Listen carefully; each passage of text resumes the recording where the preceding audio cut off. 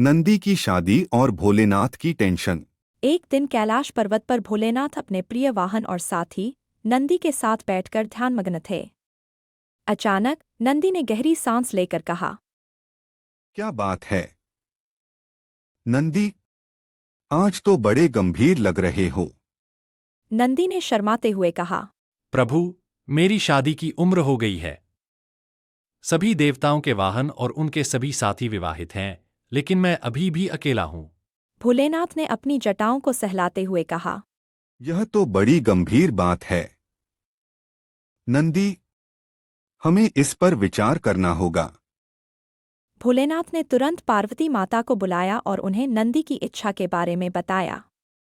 पार्वती जी ने मुस्कुराते हुए कहा, ये तो बहुत शुभ समाचार है। हमें तुरंत नंदी के लिए एक योग्य वधू की तलाश करनी चाहिए।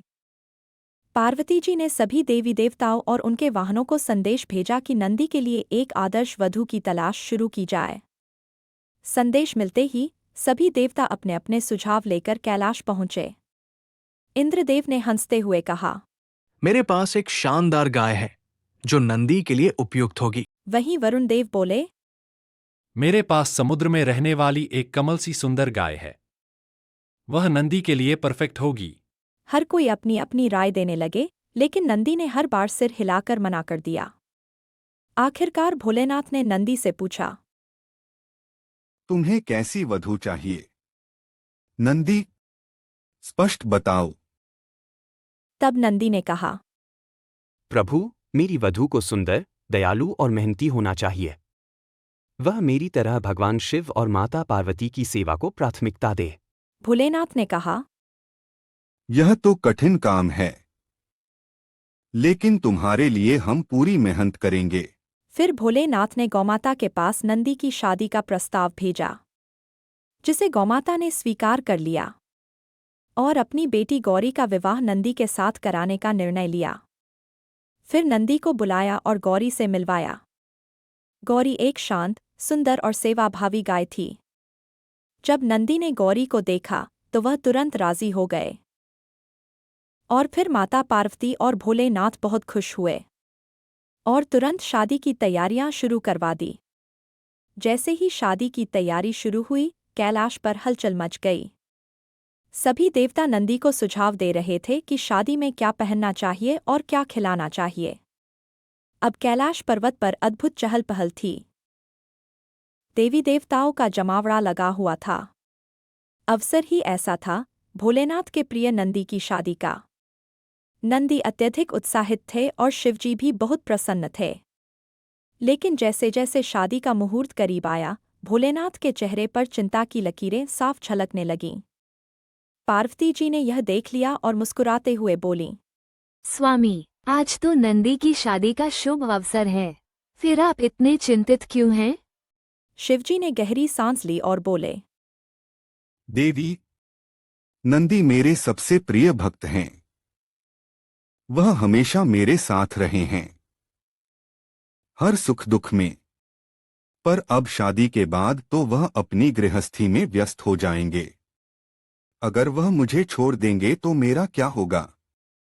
पार्वती जी हंस पड़ी और बोलीं, स्वामी, आप तो त्रिलोक के स्वामी हैं। आपको नंदी की चिंता करने की आवश्यकता नहीं। सच्चे प्रेम और भक्ति में दूरियां नहीं आती।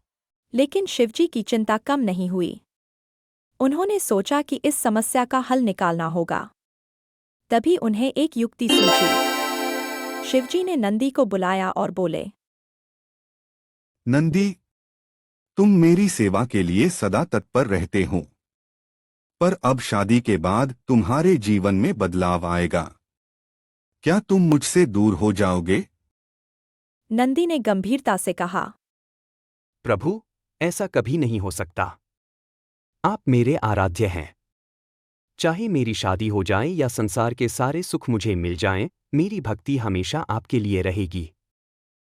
शिवजी ने मुस्कराते हुए कहा, तो एक वचन दो।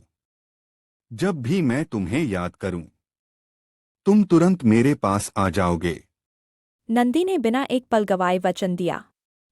प्रभु, मैं आपको यह वचन देता हूं कि जब कभी भी आप मुझे याद करेंगे मैं तुरंत आपके पास आ जाऊंगा। अब शादी की तैयारियां और भी तेजी से शुरू हो गईं। सभी देवता, गंधर्व, किन्नर और ऋषिमुनि कैलाश पर इकट्ठा होने लगे। शादी वाले दिन कैलाश पर्वत को फूलों से सजाया गया। गंगा जी ने नंदी को आशीर्वाद दिया और इंद्रदेव ने आकाश से पुष्पवर्षा की। नंदी दूल्हे के रूप में बेहद सुंदर लग रहे थे। उन्होंने अपने सींगों पर चमकीली मोर पंखों से बनी माला पहनी थी।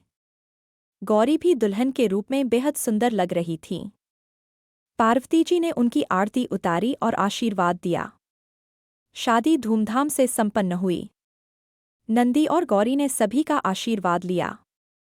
नंदी ने भोलेनाथ से कहा, प्रभु, आपका धन्यवाद। आपने मेरे जीवन का सबसे बड़ा सपना पूरा किया। भोलेनाथ ने मुस्कुराते हुए कहा, यह तो हमारी जिम्मेदारी थी। नंदी, तुम केवल मेरे वाहन नहीं, मेरे प्रिय और हमारे परिवार का हिस्सा हो। इसके बाद नंदी और उनकी पत्नी गौरी दोनों बेहद प्रसन्न थे। कुछ समय बाद जब नंदी गृहस्थ जीवन में व्यस्त हो गए, तब भोलेनाथ ने उनकी परीक्षा लेने का सोचा। एक दिन शिवजी ने उन्हें याद किया। जैसे ही शिवजी का स्मरण नंदी के कानों में पड़ा, वे सब कुछ छोड़कर तुरंत कैलाश पर्वत की ओर दौड़े। उनकी पत्नी ने पूछा, कहाँ जा रहे हो? प्रभु ने मुझे याद किया है, मैं तुरंत उनके पास जा रहा हूं। पत्नी ने मुस्कुराते हुए कहा, तुम्हारी भक्ति अद्भुत है। जाओ, मैं तुम्हारा इंतजार करूंगी। जब नंदी कैलाश पहुंचे तो शिवजी ने प्रसन्न होकर कहा, मैं जानता था कि तुम अपना वचन नहीं भूलोगे। तुम्हारी भक्ति अडिग है। सीख। इस घटना के बाद शिवजी की टेंशन पूरी तरह खत्म हो गई। उन्होंने सबको यह शिक्षा दी कि सच्चा प्रेम और भक्ति कभी परिस्थिति का मोहताज नहीं होता। चाहे परिस्थितियां बदल जाएं, सच्चा भक्त अपने ईश्वर के प्रति समर्पित रहता है।